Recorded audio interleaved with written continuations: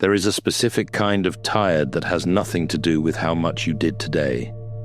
It comes from holding on to something so hard for so long that you've forgotten your hand is even a fist.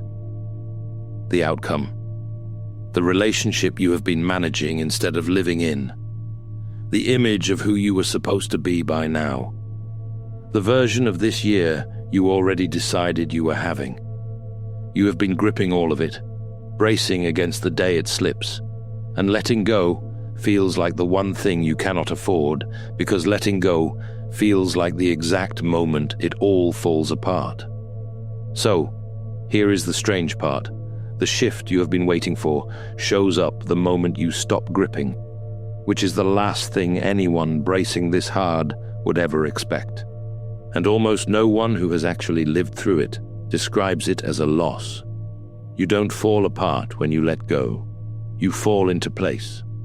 There is a reason Carl Jung, standing at the height of his career, deliberately let go of the identity the entire field of psychology had already built for him, and later called it the beginning of his real work rather than the end of it.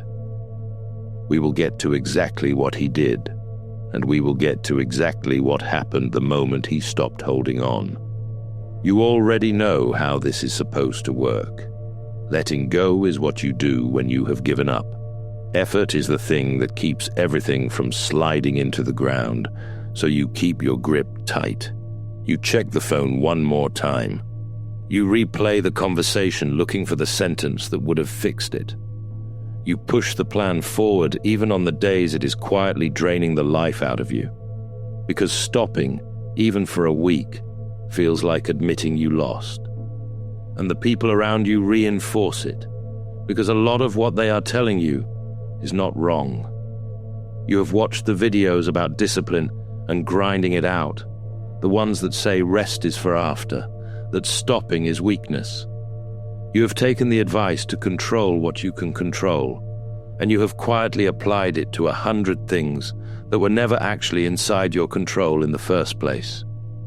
Somewhere in there you probably scrolled past a few of the softer videos too, the ones that told you to just let go and let it come to you, and you clicked away, because that sounded like a permission slip for people who had stopped trying. I am not going to stand here and tell you all of that is nonsense. It isn't.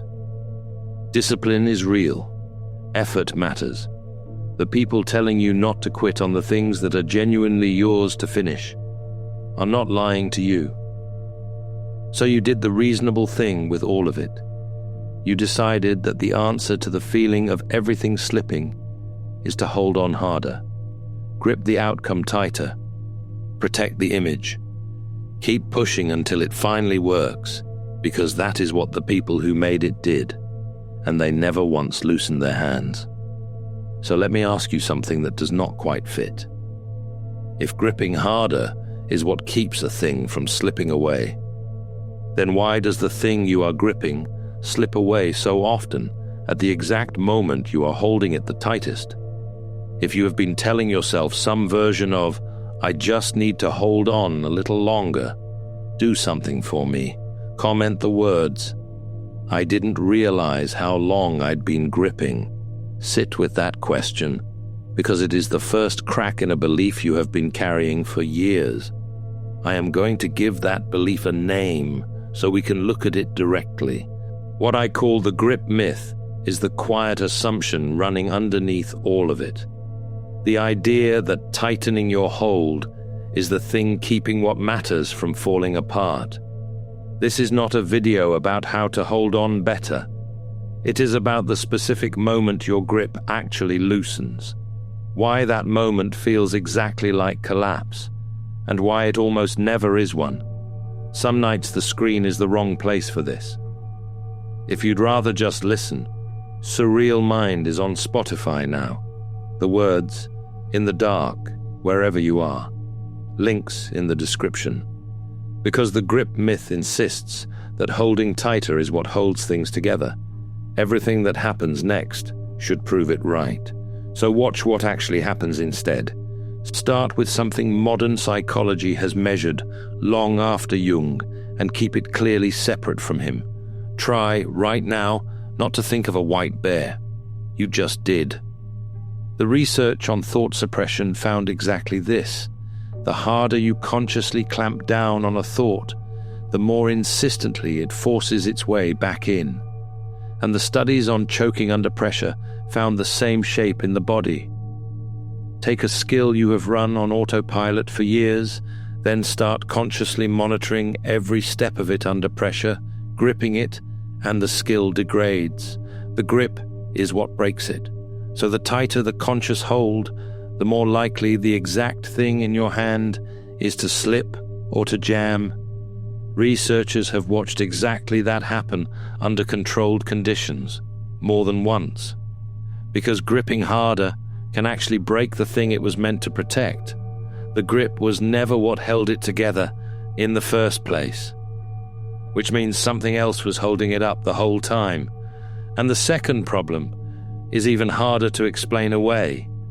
The things people were white-knuckling, the job, the relationship, the plan finally clicking into place, tend to show up after the person stops strangling them, not because of the strangling. And the clearest proof of that is the man this whole video is built around, Carl Jung, 1913. He was not a struggling unknown. He was the named heir to the most important movement in the psychology of his time, Sigmund Freud's chosen successor, the crown prince of psychoanalysis. That year, he let the entire identity go. He broke with Freud, and the role that had defined him publicly for years went with it. In his own memoir, he does not dress it up.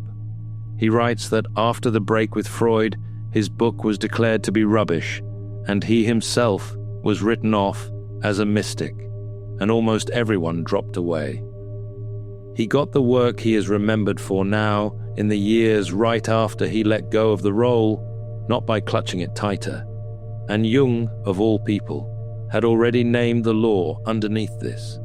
He took the word from Heraclitus, enantiodromia. In his own words, Heraclitus discovered the most marvelous of all psychological laws, the regulative function of opposites. He called it enantiodromia, a running contrariwise, by which he meant that sooner or later everything runs into its opposite. The more one-sidedly you grip a single attitude, having it all together, staying in control, the more violently it eventually swings into its opposite.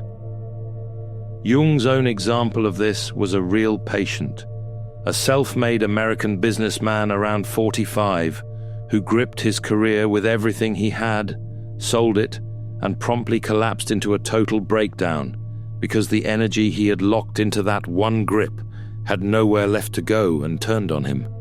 Stop on that. 3 things you are sure of: that gripping harder holds things together, that any good outcome comes out of the grip, and that letting go is the reckless move, just failed 3 times in a row, against a lab, against a documented life, and against a law Jung named a century ago. Whatever you believed about your grip when you pressed play on this, it is not going to survive the next 10 minutes intact. And right now, you're doing something genuinely uncomfortable. So I want to name it, because naming it is what lets you stay in it. You are rebuilding a belief you have held for years, that gripping is strength and releasing is losing. And part of you badly wants to force it back to the way it was, because a belief that is halfway torn down is the most uncomfortable thing a mind can carry. Resist that pull. Stay in the discomfort for the next 20 minutes. This is the part that changes how you see everything you're currently holding on to. Here is the shape of the thing that is replacing the grip myth. Letting go is not the removal of effort. It is the release of one very particular kind of effort, the grip on the outcome and the image, and that release is precisely what frees the energy a real change needs in order to happen. What I call the release point is that exact moment. The grip on the result lets go, while the caring underneath it stays completely intact. Jung built an entire idea around this. He called it the transcendent function, and he described the work of it as a true labor, a work which involves both action and suffering, a natural process that springs from the tension of opposites and finally bridges the gap in you. That new synthesis cannot be forced into being. It only shows up once you stop demanding one specific answer and hold the tension instead. What you have been calling giving up, Jung called the one condition a genuine synthesis requires. So comment this: if it just landed, I've been gripping the wrong thing this whole time. Because the grip was never the thing holding your life together. The only question left worth asking is what actually happens the moment it releases. Here is the shape of it, one piece at a time. It usually starts quietly. Something you built your whole identity on stops being worth the grip. The job title, the relationship you were managing like a spreadsheet instead of living inside, the plan you kept forcing forward. It is rarely a dramatic break. It is more often an exhausted, hollow moment where you realize you cannot hold this shape one more day. The grip myth reads that moment as failure, as proof you are losing. And that reading is exactly why most people never find out what is on the other side of it. Because the release feels, from the inside, completely identical to falling. There's no internal signal that tells you the difference between the floor giving way and a door opening under your feet. So the instant it starts, people grab, they re-grip, they reach for the old identity and clamp back down, and they stay exactly where they were.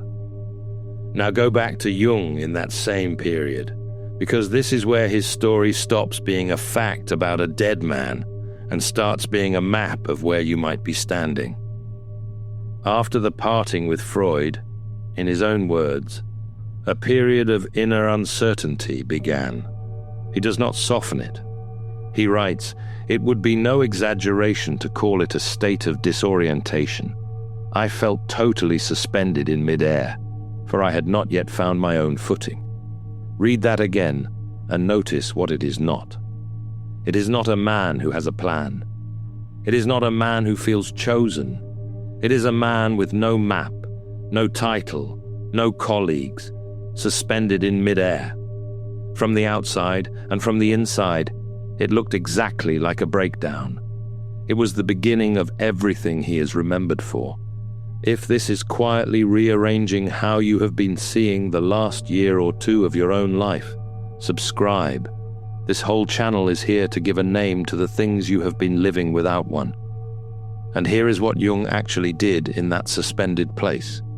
Because he did not just endure it, he built a method out of it. Rather than steer his own mind the way a trained analyst steers a patient, he stopped directing it. He let the images come and move on their own, and only afterward did he step in to understand them. Decades later, he described the technique to a correspondent in plain instructions. Hold fast to the one image you have chosen, wait until it changes by itself, and then, in his words, eventually step into the picture yourself, and if it is a speaking figure at all, then say what you have to say to that figure and listen to what he or she has to say. He called the deeper principle behind it the art of letting things happen. In the clearest line he ever wrote about it, he said, "The art of letting things happen, action through non-action, letting go of oneself, became for me the key that opens the door to the way." What opened the door for him was letting the grip go. Then something quiet changes, and you almost miss it, because it doesn't feel like a victory. You stop white-knuckling the outcome and notice, with a small shock, that you're still standing. You stop performing the version of yourself you thought the room required. It does not announce itself at all. Mostly it feels like your shoulders dropping half an inch you never knew were raised. This is the hinge the entire shift turns on. So slow down here. The energy you had locked into controlling the result does not vanish when you release it. It comes back to you, and that returning energy is what actually changes first, not the circumstances. You. What I call the inward transfer is exactly this. The force you were spending to grip an outcome, handed back to the one place it can actually build something, which is the person doing the gripping. This is the machinery under Jung's transcendent function. He was blunt that the new attitude is not something the ego designs or wills into being. It cannot be. It emerges precisely because the ego finally stopped demanding one specific answer and held the tension instead. Jung put the law under it in a single line. Life is born only of the spark of opposites. The spark needs both poles held at once, the wanting and the not having, without you crushing one of them to end the discomfort. And notice the timing in his own frame for the second half of life. He wrote that, "What youth found and must find outside, the man of life's afternoon must find within himself." The direction reverses. The thing you were reaching outward to grab, you start building inward instead. That is the piece almost nobody catches while they are inside it. The shift you kept waiting to receive from out there, you have quietly already started making in here. And it fools people, because it feels less like getting what you wanted and more like needing it a little less, and being a little more yourself. That quiet feeling is the actual event, even though it shows up disguised as almost nothing. And then, and only then, the outside starts to move too. The conversation that finally goes well, without you managing every word of it. The door that opens a week after you stop throwing your shoulder against it. The version of the thing you wanted, arriving in a shape you did not design and could not have forced.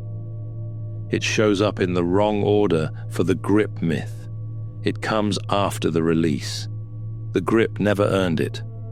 I have to slow down and be precise here, because this is the exact place where a video like this usually turns into nonsense, and I am not going to let it.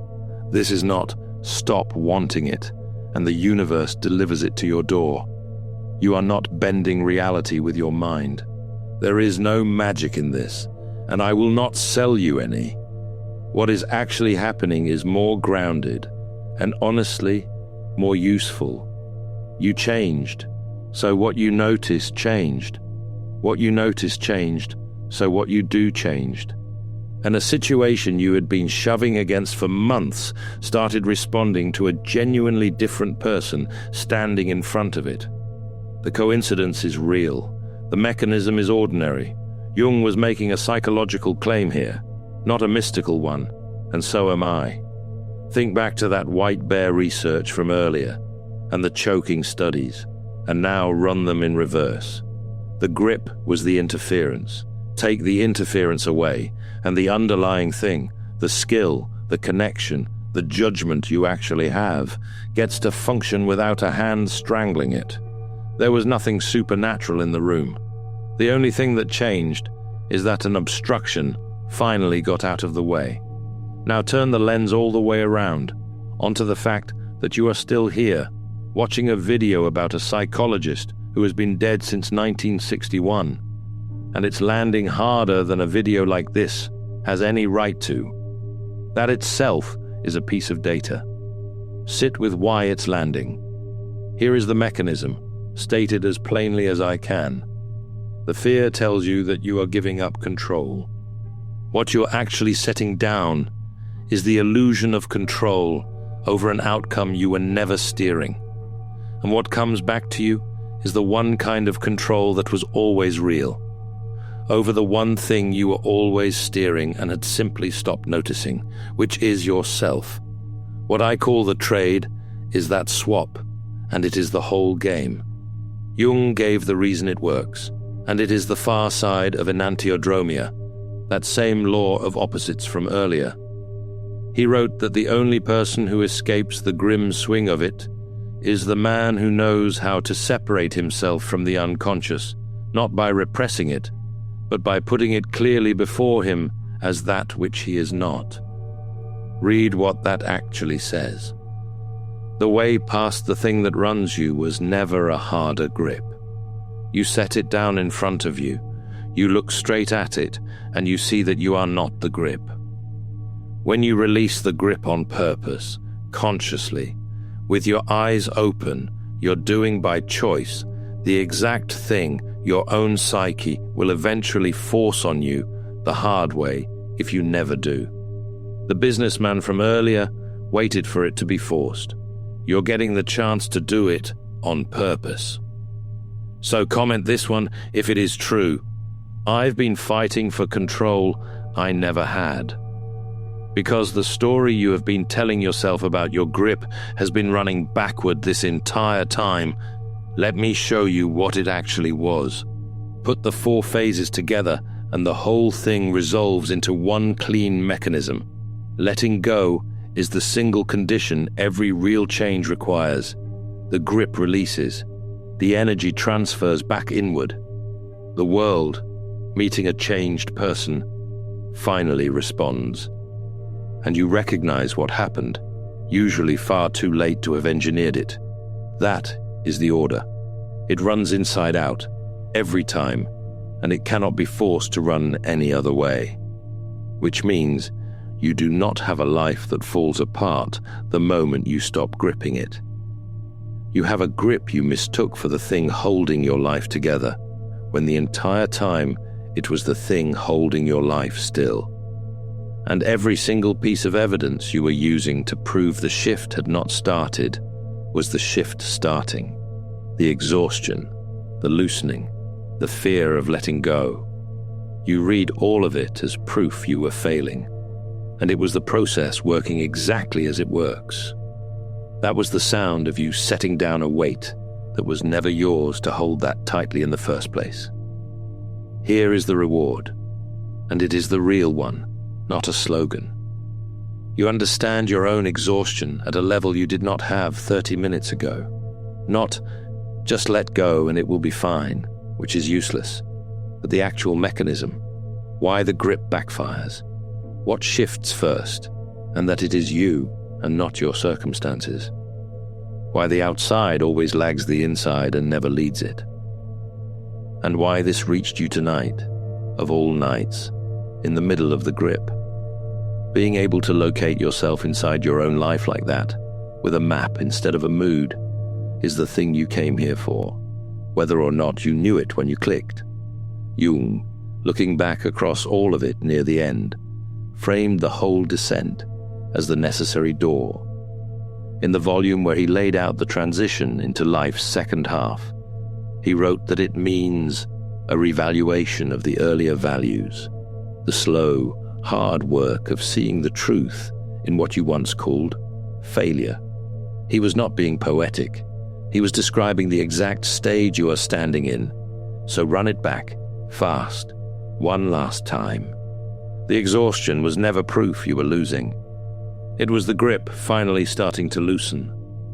The hollow feeling was not the collapse. It was the release doing its work. The thing that showed up right after you let go was not luck arriving.